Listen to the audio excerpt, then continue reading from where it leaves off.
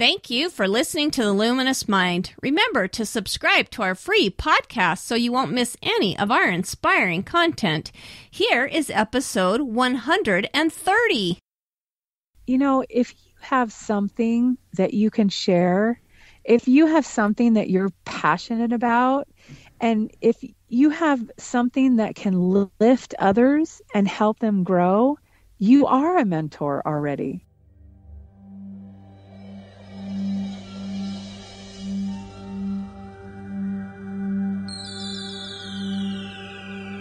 Benjamin Franklin once said, "Do not curse the darkness, rather light a candle instead."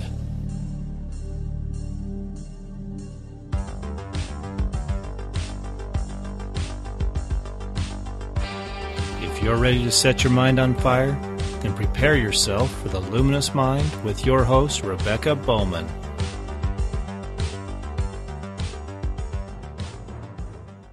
Today's fire starter is Dr. Holly Meade. Dr. Holly is a certified doctor in natural health, a certified natural health practitioner, a Tai Chi instructor, and a Footzoner practitioner. She loves to mix the knowledge of her Native American background and traditional Chinese teachings for natural healing and true wellness. Her goal is to expand the minds of people to know that they are not just a body, but a mind and a soul as well, for true healing to take place. All of these areas need to be taken care of. Welcome, Dr. Holly. Thank you very much. I'm excited to be here. Yeah, we love having fire starters that come and help us have a better understanding about the connection between the mind, body, and the soul.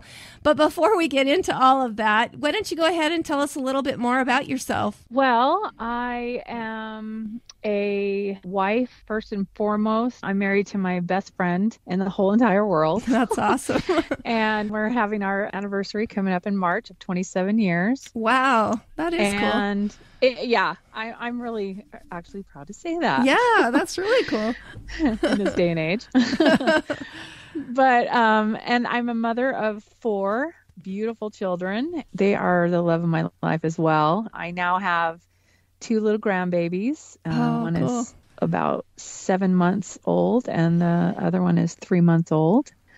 Some of the things that I really like to do in my spare time, I guess not so much in the winter, but in the warm months, is horseback riding. I love, love, love horses. I think I have a connection somewhere deeper than I even know. That's cool.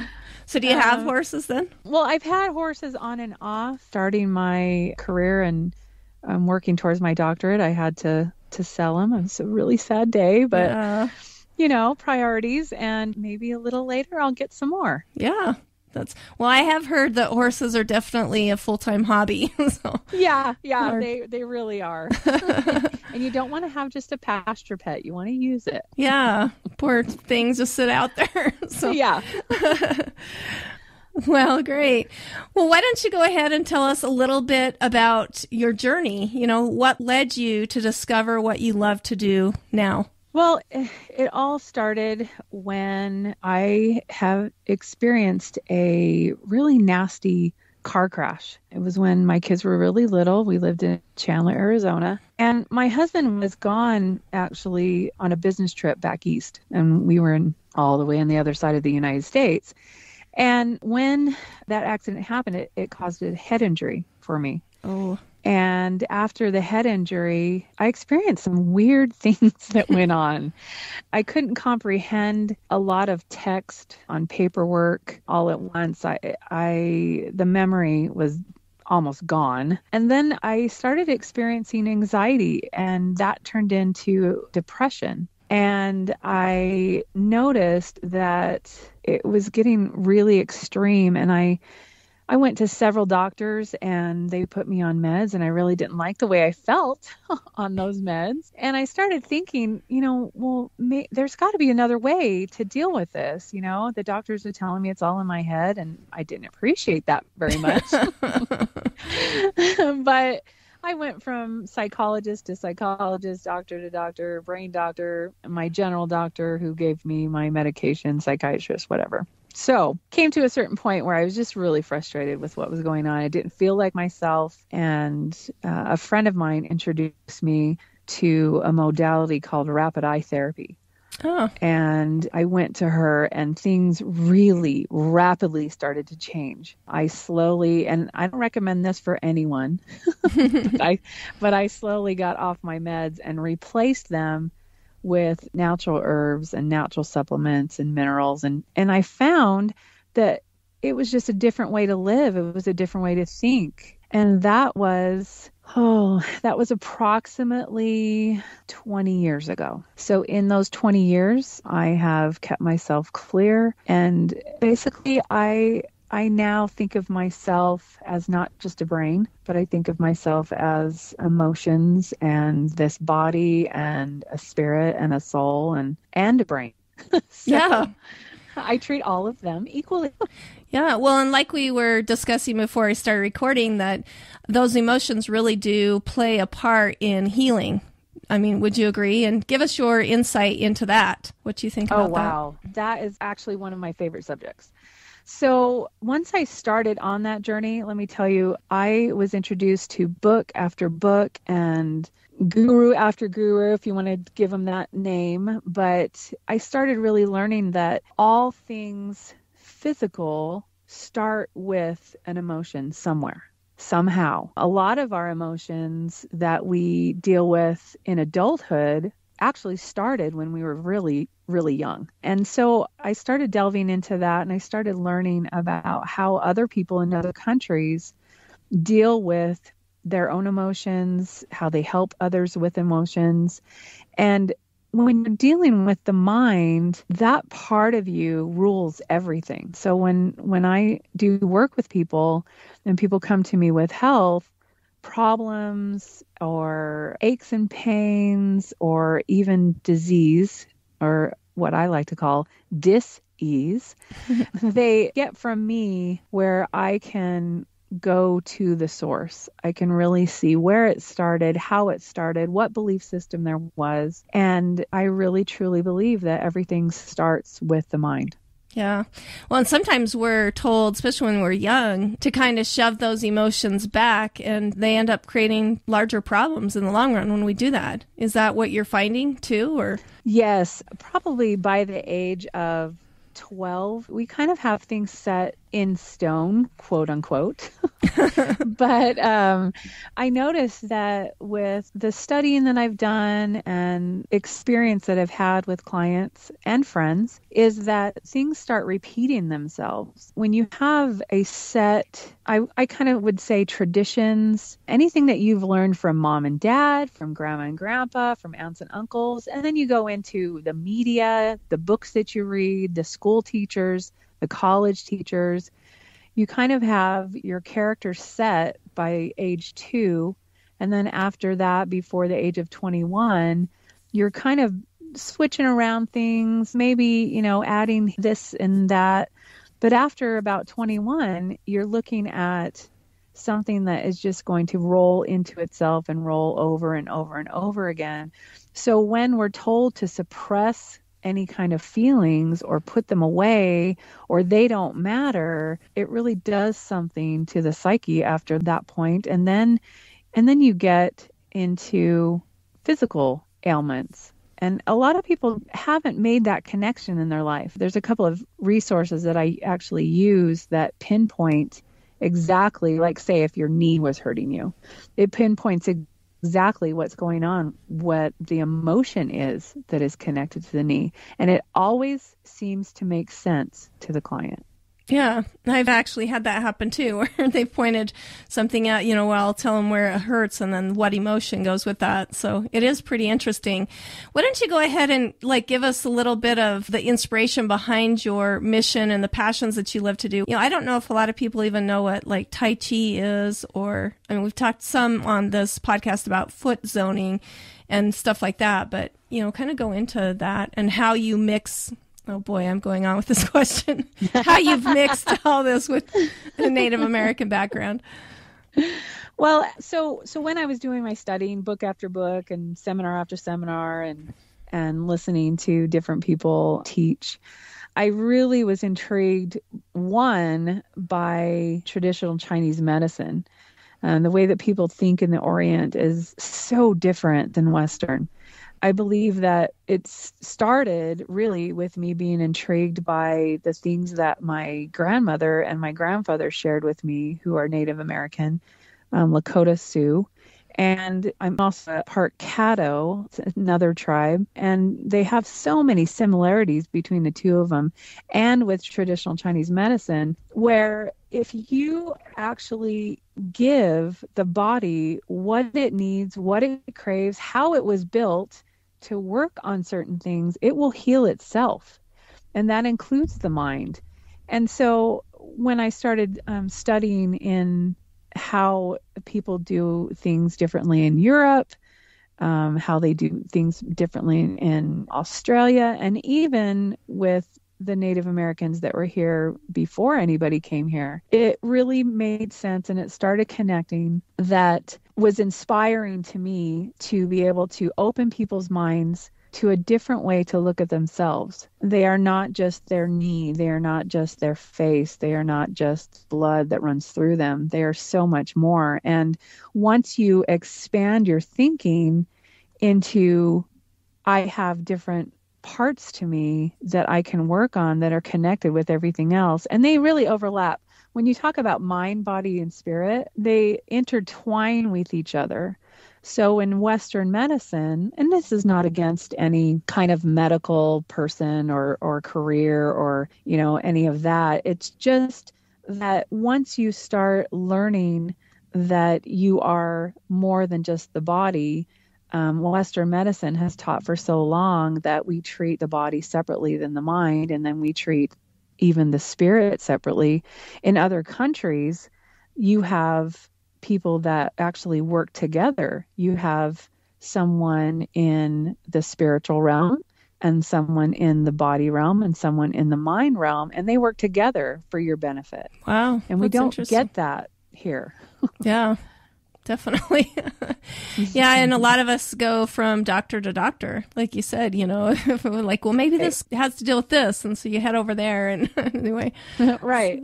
So tell me some of the challenges that you've had kind of along the way and what you feel like you've learned from those challenges. Well, the first challenge was that people usually don't take you seriously if they don't know anything about natural health. I know when I first received my doctorate and passed my boards, I would tell people that I'm a naturopath, and they would go, "What's that?" So on the other flip side of that, there's such a movement and there's such a big push for natural health that it is going to be a multi-trillion-dollar business by the year 2017. And those are predicted numbers. Wow. And so I got really excited about that. But I think that all in all, my mission and my drive is to be able to help thousands of people. I really think that there is a need for people's bodies to be able to be healed. You no longer have to live the way that you're living. You no longer have to have mental anguish. There's no reason for anybody to be ill. There really isn't. After all of the things that I've read and all the things that I've studied and all the things that I've been taught, there's just no excuse for it. The way that we live in the United States sometimes is a sad thing. And at first, I was a little frustrated with, I could kind of take a client and say, well, it seems like this and it seems like that, but I kind of felt I was still guessing a little until I came across Dr. Carrie Reams. And I might be jumping a little ahead no, that's fine. Of what I'm going to talk about. But Dr. Carrie Reams was a brilliant man, and he developed a theory of biological ionization.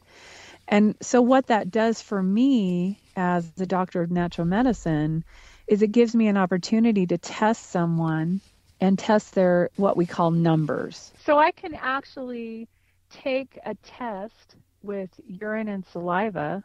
Let me put a little note in there. My kids think I have the grossest job in the world. But it's an important part. But I can actually take a test through what Dr. Carrie Reams developed, and I can look inside your body chemistry, because your body chemistry is unlike anybody else's on the planet. So when you group people into a box and you say, this should work for you, we're kind of guessing on that. So I was really excited when I found out that there is a way to see inside the body to be able to help the body heal itself. Wow. So even though your symptoms may be similar, I mean, we go into the doctor and they're like, okay, tell us your symptoms. It could mean something completely different from one person to the other. Is that, that's what I'm kind of getting what you're saying. What is your Exactly. Because when you look at a symptom and then you treat a symptom, you're not getting down to the basis of why it was happening in the first place. And so with this test, which is called the Reams analysis, or RBTI, with this test, you can look and see exactly what's going on. And clients have told me over and over again, I thought you were going to tell me something totally different. I thought that you were going to restrict me from this or that. And it's been interesting to hear that reaction from people. It's easier than I thought. Oh, I feel so much better. Oh, I the next day I was able to do this or that I wasn't able to before. So that it's been a blessing, really, to be able to have another tool to work with people, to be able to show them that the body wants to heal itself. It's an intelligence that is working inside of you that will always try to keep you alive. Yeah, the body wants to live regardless of what's going on, right? I mean, striving to heal itself. Sometimes just needs some help. So, I mean, you've kind of already told us, but go ahead and refine that, how you think your paradigm has changed with your time and with your experience.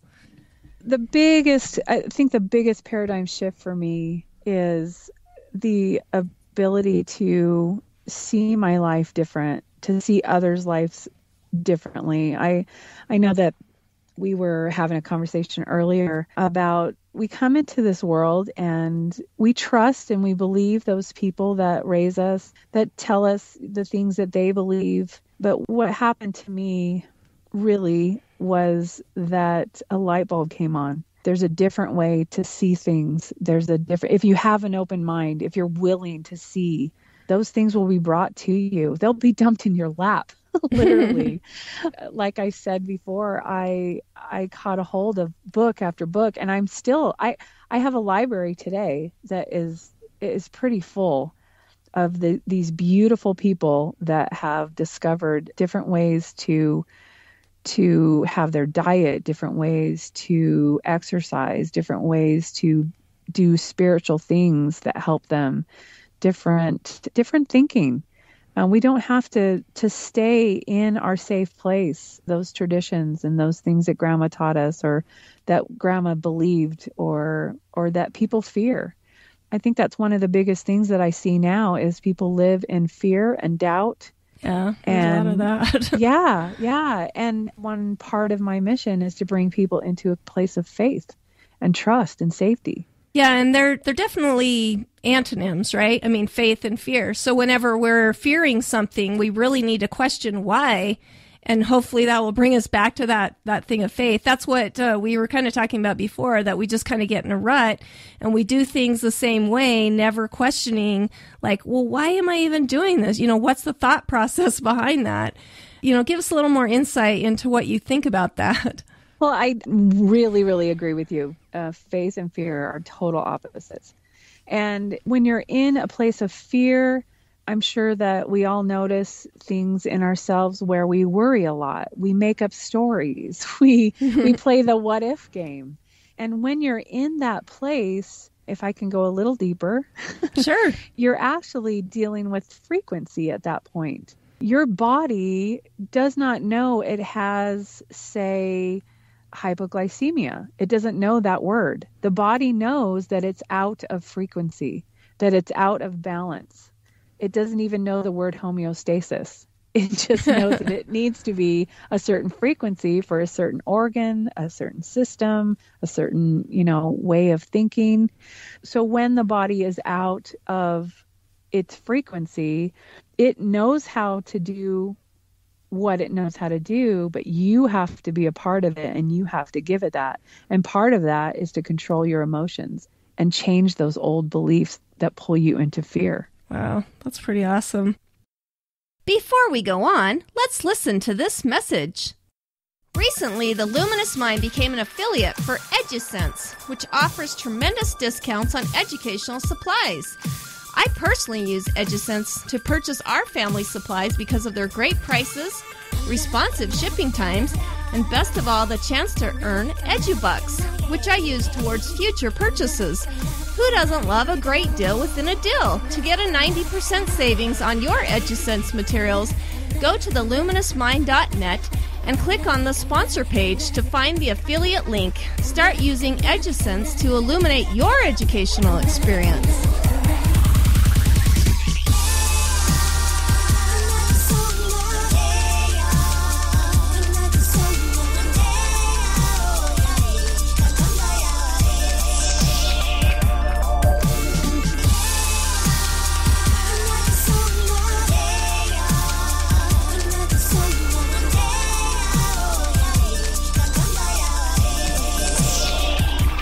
Welcome back to The Luminous Mind with Dr. Holly Meade. So tell us more about your services that you offered. We talked about that Tai Chi and then also your natural health practitioner. What do you do with people? And then tell us some of the testimonials, maybe successes that you've seen. Well, there's a two-part to the things that I do for my clients. One is the mental side, like we talked about, for the mind. I do emotion release. I help people change their own paradigm and give them something to chew on, so to speak. And it starts relieving other things because, the mind, the body, spirit is all connected and interwoven. And then the other part of it is, like I was talking about, the RBTI analysis. We can go in and check out the chemistry and play around with that a little bit and see what's out of balance and what the body's craving and needing and has needed for a long time. I also, and there's so many modalities, I really like to individualize it for the client. There's also foot zoning. Some people call it a glorified foot rub. I think there's a lot more to it. And I'm sure that your guests that have been on have talked extensively about that. There's also Bach flowers. Bach flowers are a way to work with the body through flowers on emotions. Not a whole lot of people know about Bach flowers. Yeah, I've never heard about that. That's another conversation, I guess. Huh? Yeah. And then there's herbs, there's supplements, there's minerals. Tai Chi is something that helps people relax, helps people balance. If anybody is ever interested in that, that would be several weeks of training. And there's a lot more. We do have information on our website, or you can call me and chat with me, and we can go over your own individual needs. Great. And then tell us maybe some success stories that you've had, testimonials. I have had some great and wonderful things that people have sent me, and it just pulls at my heartstrings every time, because that's the whole reason I'm doing it is to see people's success. A couple of testimonials are that these people have been able to change the way that they see their life. They have been able to have more courage to do those things that their gut or their intuition tells them to do. To be able to, one woman has said that she loves the way that she is in tune with her body now, where she can actually know what's going on and know what to do and when to do it. Another gentleman came to me and said that these things that we had done for him had changed his sleeping patterns, his eating patterns. He no longer has stomach issues. He doesn't wake up in the middle of the night anymore. I'm also mentoring people as well in all three of the realms combined. And the testimonials that have come from those clients have been in the 90 days that we work together. They now come out of it feeling so on top of their life, like they can really literally do anything. I think that is the best testimonials that I have received in the last 3 or 4 months, have been the people that have finished my 90-day program, that they're starting new businesses, they've got off the things that they didn't want to be putting in their body. They have mended relationships with their spouses, with their children. A lot of good things are happening with the things that all of my mentors have taught, and all of the schooling that has painstakingly gone into what myself and my colleagues are trying to do for people. Wow. Well, and kind of going back to our faith versus fear discussion, it sounds like when you really empower those people, the fear goes away, and then we are able to move forward. Don't you think? I actually had a discussion with my son the other night where we talked about brakes. Have you ever been riding a bike and the brake kind of rubs against the tire every now and then it just makes it hard for you to move because, that brake keeps putting it on. And sometimes fear will do that, don't you think? Just kind of shut us down. I think so. You're absolutely right about that one. I like that analogy. Can I use it? Exactly.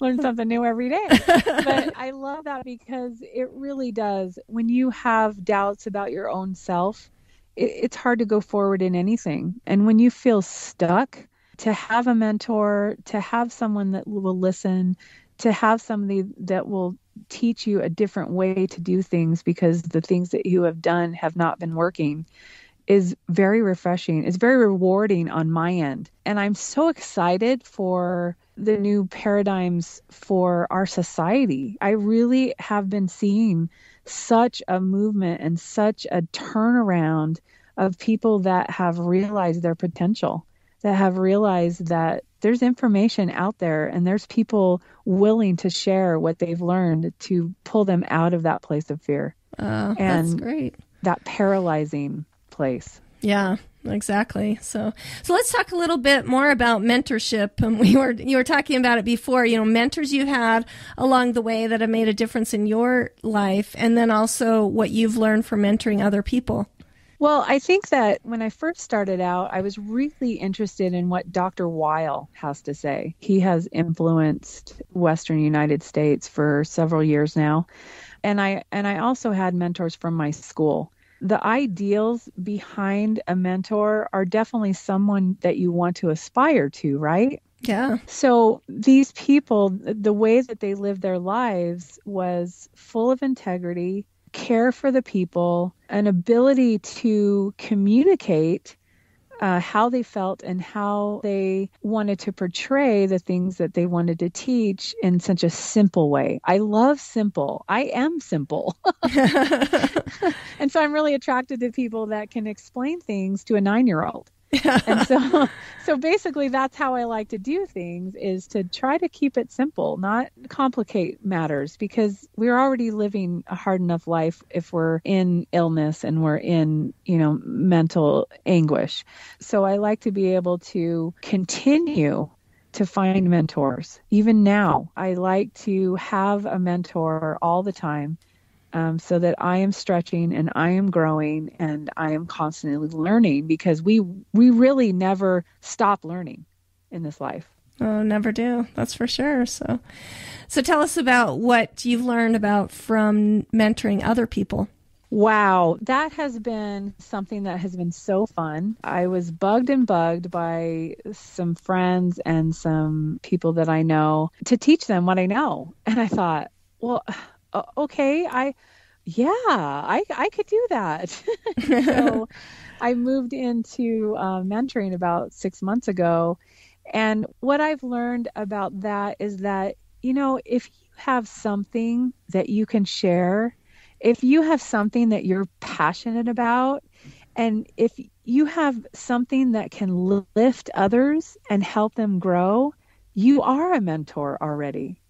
And so I try to teach people that I mentor that they are mentors. Once they get to a certain part in life, they have learned through life experiences, they have learned through hardships that they've had in their life, you can and you are qualified to be a mentor through your life experiences only.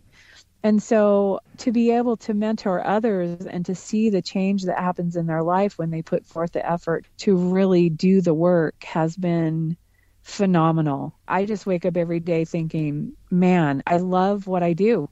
I really, really love my life. Well, and I think one of the saddest things in our society is that we don't realize that we are mentors. And sometimes when we realize that, oh, wow, people are looking up to me, watching how I'm doing something, then all of a sudden it does change that paradigm to think about how do I become a positive mentor?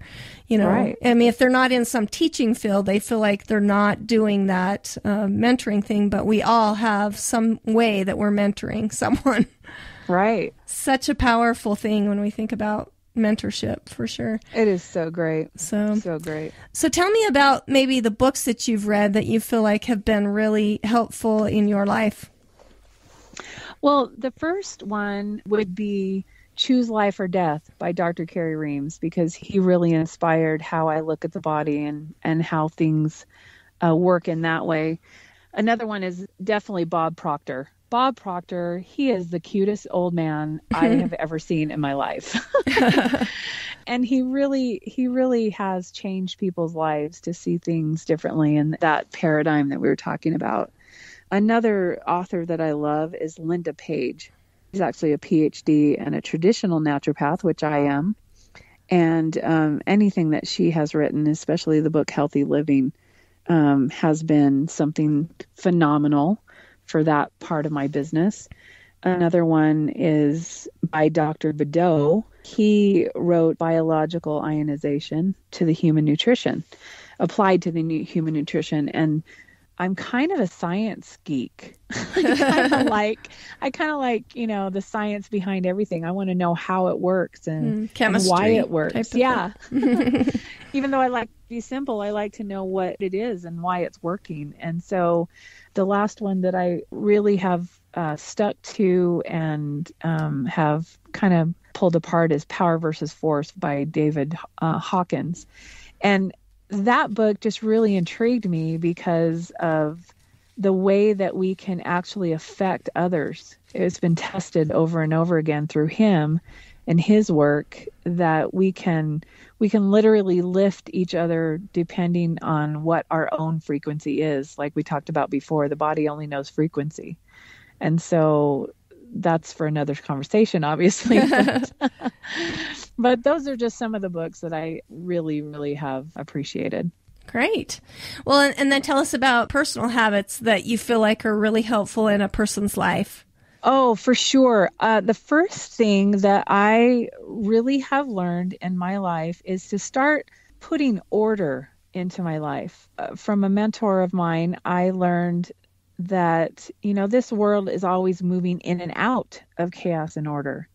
And if we can just start in little places in our lives to put order into that place and to appreciate the order and to stand there and say, I created that.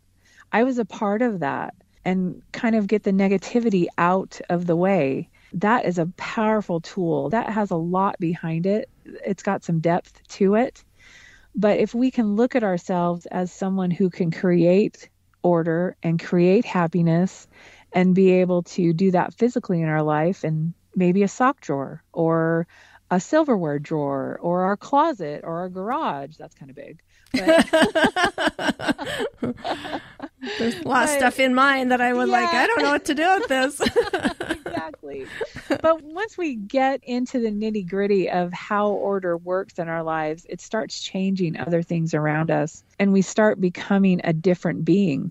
Another habit that I love is being able to read books. I could sit here all day actually and give you a reference of the books, but I thought I'd limit it to 3 or 4. But reading and really getting that knowledge, it gives you such an edge in life. We can only take what's in our mind when we die. And that was a big thing for me, to have that knowledge, to be able to read book after book. At one point in my career, I was actually reading 3 at a time. Wow. Yeah. And, trying to keep up with everything else. I get a little confused between which one. That's funny. I remember I read, but another habit is just to be in contact with my higher power on a daily basis, to be able to know that there is something bigger and better and smarter and higher frequency than I am. That is my mentor, is my God. And so those are just a couple of the habits that I have. Yeah, I have found that when I put that priority first to consult that higher power first in the morning, that somehow everything else just kind of falls into place. I don't feel like I'm struggling anywhere, that I'm living the mission that, I'm meant to live because of that. Right. So tell us some of your long-term goals and things that you hope to accomplish. And then I guess that leaves us with our legacy too, of where you're hoping to end up. Yes, my long-term goals are to be able to reach the masses. I love doing client to client. I will always do that. But I am beginning to get some connections to be able to speak on stage. In fact, I'm speaking this Saturday at a conference, but I want to be able to reach the masses so that I can spread the word faster. I want to be able to teach people that there is a different way to live and a different way to think and a different way to be, that people can aspire to greater things in their life and they don't have to be stuck, that there's always options. And I'm not even going to say if, I want my legacy to be where people, when they think of me and my name, they can think really good words like trust and love and natural health. I would love to leave, if no one else, I would love to leave my children with, wow, I'm going to get emotional, with the ability to love themselves, with the ability to know that the sky isn't the limit, that they can go as far as they want to in this life. I think that would be the basis of it. Yeah. Well, it sounds like you're such an empathetic person is what I'm getting. So I think you're well on your way. So great. Before we say goodbye, do you have any just final words that you want to say to our audience? And then please give us your contact information of how we can get in touch with you. Okay. Yeah, I would say to the listener, contact yourself, your inner soul. Be able to relate to yourself in a different way, in a new way. Find new ways to have those conversations in your mind. If you're in a negative place, if you're in a frustrated place, if you're in a place where you feel stuck, go to your higher power. Start asking the questions. Ask those questions that would change your life. If you were to look at yourself from the outside in and talk to your own self, what would you say? What would be some of the advice that you would give yourself looking from the outside in? I think that the mind and the body and the spirit, if you can know that you're just more than just that body, that you're in every day, day in, day out with the same habits and the same cycles that you find yourself in, look outside yourself and search for it and ask for it, and it will come. Yeah. I don't think we have enough reflective time anymore. Enough time where we can just sit and meditate about something like that. We're so busy. Like we kind of discussed earlier, that those negative emotions, they can feed so much that does leave us stuck, where we feel just trapped almost. Right. So yeah, quiet time is really, really important. Yeah. Talk about another personal habit. Right? Yeah. Meditation. Yeah. All right. Well, why don't you go ahead and give us your contact information so our audience can get in touch with you? All right. So we have some of the information of the things that I offer at the office and as I travel as well on serenitychoice.com. A number that you can get a hold of me is 435-217-1771. So that's 1771.